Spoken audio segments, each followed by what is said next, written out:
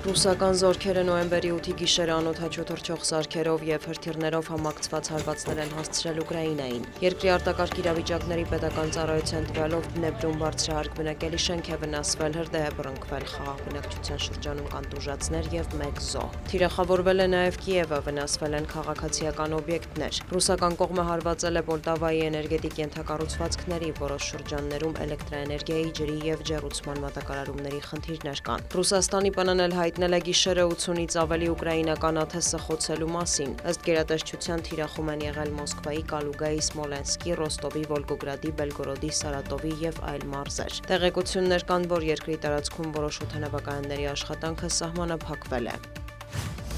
Սպիտակ տանը տեղի է ունեցել Միացյալ Նահանգների և Հունգարիայի ղեկավարների հանդիպումը։ Բանակցություններից հետո Վիկտոր Օրբանը հայտարարել է, որ Դոնալդ Թրամփը խոստացել է թուրքական հոսք և դրուժբա խողովակաշարերով ռուսական նավթ և գազ գնելու համար պատժամիջոցներ չսահմանել Բուդապեշտի նկատմամբ։ Հունգարիայի վարչապետը նշել է, որ ռուսական էներգակիրներից հրաժարվելն ավերիչ հետևանքներ կունենար իր երկրի համար։ Հոկտեմբերին Դոնալդ Թրամփը պատժամիջոցներ է կիրառել Ռուսաստանի երկու խոշորագույն նավթային ընկերությունների՝ Ռոսնեֆտի և Լուկոյլի նկատմամբ։ Դա նշանակում է, որ նրանցից նավթի գնորդները բախվելու են ամերիկյան երկրորդային պատժամիջոցների։ Սպիտակ տան ղեկավարը խոստացել էր բացառություններ չանել, այդ թվում Հունգարիայի համար։ Պետքարտուղարությունը հայտնել է, որ բանակցությունների արդյունքում Միացյալ Նահանգները և Հունգարիան համաձայնության են եկել նաև միջուկային էներգիայի, հեղուկացված բնական գազի և զենքի գնման ոլորտներում գործակցության շուրջ։ Լրագրողների հետ զրույցում Թրամփը և Օրբանն անդրադարձել են ռուս-ուկրաինական հակամարտությանը։ Հունգարիայի վարչապետի ձևակերպմամբ իր երկիրը միակն է Եվրոպայում, որ ձգտում է խաղաղության, քանի որ եվրոպական մյուս կառավարությունները դեռ հավատում են, որ Ուկրաինան կարող է հաղթել։ Թրամփն էլ հայտարարել է, որ Մոսկվան չի ցանկանում դադարեցնել պատերազմը, միևնույն ժամանակ հույս հայտնել, որ ի վերջո հնարավոր կլինի հասնել խաղաղության։ Ինչ վերաբերում է Բուդապեշտում Թրամփ-Պուտին հնարավոր հանդիպմանը, ԱՄՆ նախագահը չի բացառել, որ այն տեղի կունենա և կարևոր արդյունքներ կտա։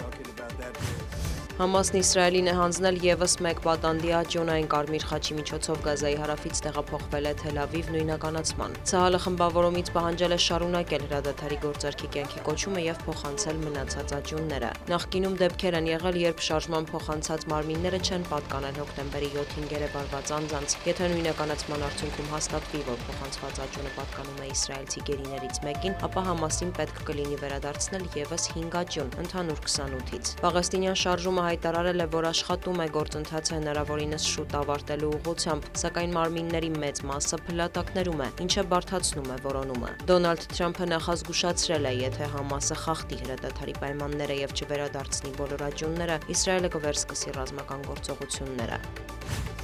Սահմանային բախումներից հետո Պակիստանի և Աֆղանստանի պատվիրակությունների միջև բանակցությունները շարունակվում են։ Դրանք անցել են Ստամբուլում, սակայն կրկին անարդյունք։ Բլումբերգի տվյալով թալիբները հրաժարվել են սահմանին զինյալների հարձակումները դադարեցնելու հստակ երաշխիքներ տրամադրել։ Պակիստանի պաշտպանության նախարարը հայտարարել է, որ բանակցությունները փակուղում են, ինչն ընդունում են նաև միջնորդները՝ Կատարը և Թուրքիան։ Հոկտեմբերին Աֆղանստանի և Պակիստանի սահմանին լուրջ բախումներ են տեղի ունեցել։ Պակիստանը մեղադրել է թալիբներին Իսլամաբադի համար ցանկալի զինված խմբավորումներին Աֆղանստանում տեղ տալու համար։ Այնուհանդերձ օրեր անց կողմերը հրադադարի համաձայնագիր են ստորագրել և բանակցություններ սկսել։ Մինչ այժմ սահմանին մասշտաբային միջադեպեր դեռ չեն գրանցվել։ Դիանա Գասպարյան, լուրեր։